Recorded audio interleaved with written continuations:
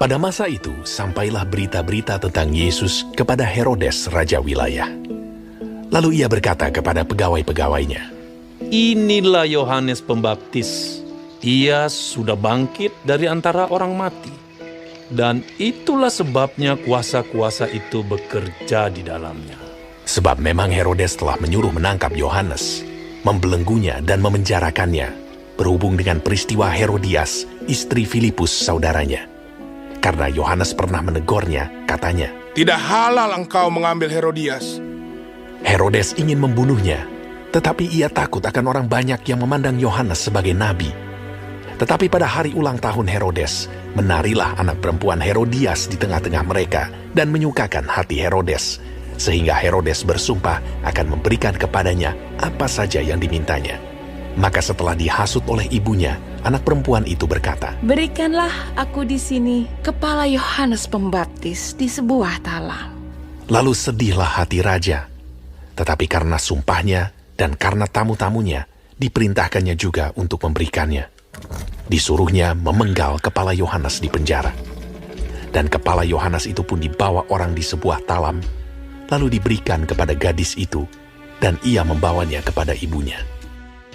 Kemudian datanglah murid-murid Yohanes Pembaptis mengambil mayatnya dan menguburkannya. Lalu pergilah mereka memberitahukannya kepada Yesus. Setelah Yesus mendengar berita itu, menyingkirlah ia dari situ dan hendak mengasingkan diri dengan perahu ke tempat yang sunyi.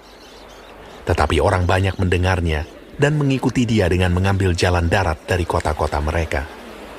Ketika Yesus mendarat, ia melihat orang banyak yang besar jumlahnya, maka tergeraklah hatinya oleh belas kasihan kepada mereka, dan ia menyembuhkan mereka yang sakit. Menjelang malam, murid-muridnya datang kepadanya dan berkata, "Tempat ini sunyi, dan hari sudah mulai malam. Suruhlah orang banyak itu pergi, supaya mereka dapat membeli makanan di desa-desa." Tetapi Yesus berkata kepada mereka, "Tidak perlu mereka pergi. Kamu harus memberi mereka makan."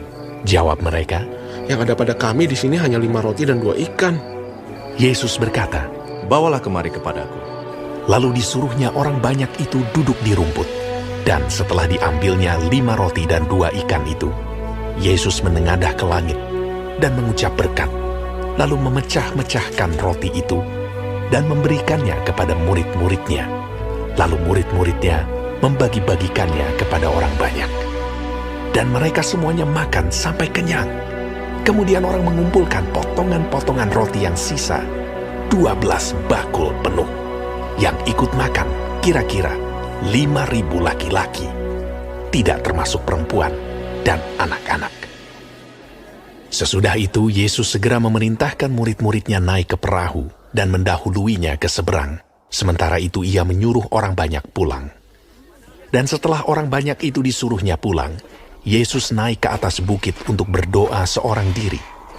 Ketika hari sudah malam, ia sendirian di situ. Perahu murid-muridnya sudah beberapa mil jauhnya dari pantai dan diombang-ambingkan gelombang karena angin sakal. Kira-kira jam 3 malam, datanglah Yesus kepada mereka, berjalan di atas air. Ketika murid-muridnya melihat dia berjalan di atas air, mereka terkejut dan berseru, "Itu hantu!" lalu berteriak-teriak karena takut. Tetapi segera Yesus berkata kepada mereka, "Tenanglah, aku ini, jangan takut."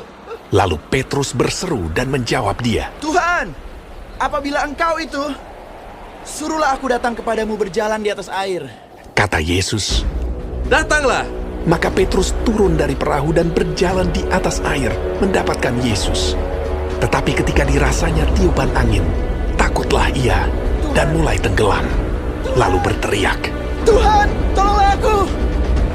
Segera Yesus mengulurkan tangannya, memegang dia dan berkata, "Hai orang yang kurang percaya, mengapa engkau bimbang?" Lalu mereka naik ke perahu dan angin pun redalah.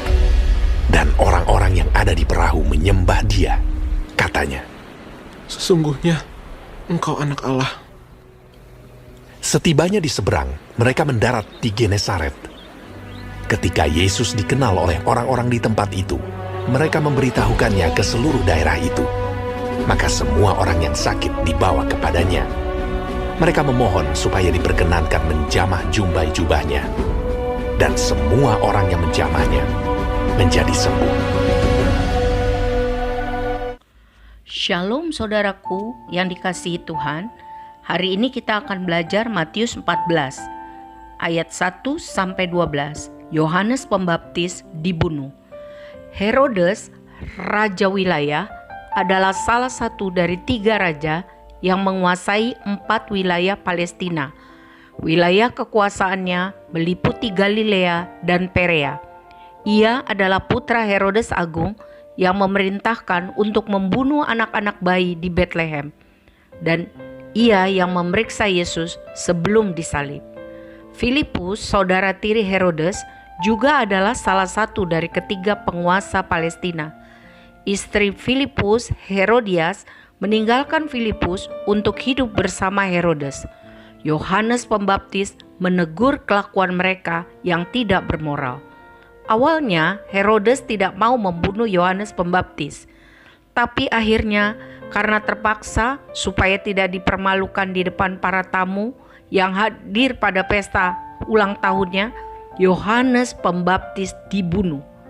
Saudara-saudara, pesta-pesta duniawi, tari-tarian, film atau hiburan yang tidak senonoh mengakibatkan orang lupa pada Allah, merangsang hawa nafsu, dan mengeraskan hati sehingga tidak peka lagi terhadap dosa, kebenaran, dan penghakiman. Seharusnya sebagai anak Tuhan yang sejati, kita tidak akan ikut melakukan atau mengambil bagian dalam hal tersebut. Ayat 13-21, Yesus memberi makan 5.000 orang. Tuhan Yesus menyembuhkan orang sebab ia penuh dengan kasih dan kepedulian serta kuasa. Mujizat 5 roti dan 2 ikan dicatat dalam keempat Injil, Matius, Markus, Lukas, dan Yohanes. Sebab sangat penting karena pertama, menunjukkan kepada banyak orang bahwa Yesus adalah roti hidup. Dialah yang memelihara tubuh dan jiwa. Yang kedua, membuktikan kuasa Yesus untuk melakukan mujizat. Yang ketiga, merupakan bukti belas kasihan Yesus terhadap kebutuhan orang yang memerlukan pertolongan. Yang keempat, mengajarkan bahwa sedikit yang kita miliki dapat dijadikan berkelimpahan bila dipersembahkan pada Kristus dan diberkatinya. Saudara, pada masa pandemi seperti ini, apakah kita peduli pada banyak orang yang lapar dan susah di sekitar kita saat ini? Apakah hidup kita tambah hari tambah serupa seperti Kristus? Ayat 22-36. Yesus berjalan di atas air dan menyembuhkan orang di Genesaret. Ketika berada di bumi, Yesus sering mengatur waktu sendirian untuk berdoa pribadi, dengan tujuan memperkuat hubungan yang erat dengan Bapa dan memperlengkapi diri untuk menghadapi tantangan hidup dan pelayanan. Jika Yesus merasa doa adalah hal penting untuk kehidupan dan pelayanan yang maksimal, siapa saya dan saudara sehingga memandang remeh doa? Jadi, kita harus mendisiplin waktu berdoa kita supaya dapat bertumbuh kuat secara rohani dan semakin hari semakin serupa dengan Kristus. Amin. Petrus tidak bermaksud mencobai Yesus. Sebaliknya, ia adalah orang yang berani bereaksi dengan iman, sehingga ia mengalami kuasa Allah. Tapi pada saat Petrus tidak fokus pada Yesus, tapi mengalihkan fokus pada tiupan angin, keadaan sekeliling, imannya jadi goncang, takut dan mulai tenggelam. Lalu berteriak, "Tuhan, tolong aku!" Saudara, mungkin saat ini kita sedang mengalami situasi-situasi sulit. Mari miliki iman pada kasih dan kuasa Yesus. Fokus pada Yesus Kristus, bukan pada ketidakmampuan kita. Ingat bahwa Yesus Kristus selalu menyertai kita. Hanya Dia yang dapat menolong kita. Sebab itu, berdoalah dengan sungguh-sungguh penuh iman. dan berserahlah pada kasih dan kuasa-Nya. Genesaret terletak di bagian barat Danau Galilea, daerah yang sangat subur. Banyak orang di sana mengenal Yesus sebagai penyembuh secara jasmani. Mereka belum mengerti bahwa Yesus datang untuk mencari dan menyelamatkan orang yang sesat atau pemulihan rohani. Jadi saudara, dalam hidup kita harus lebih lagi, lebih dalam, lebih lagi mengenal Yesus. Tuhan memberkati kita.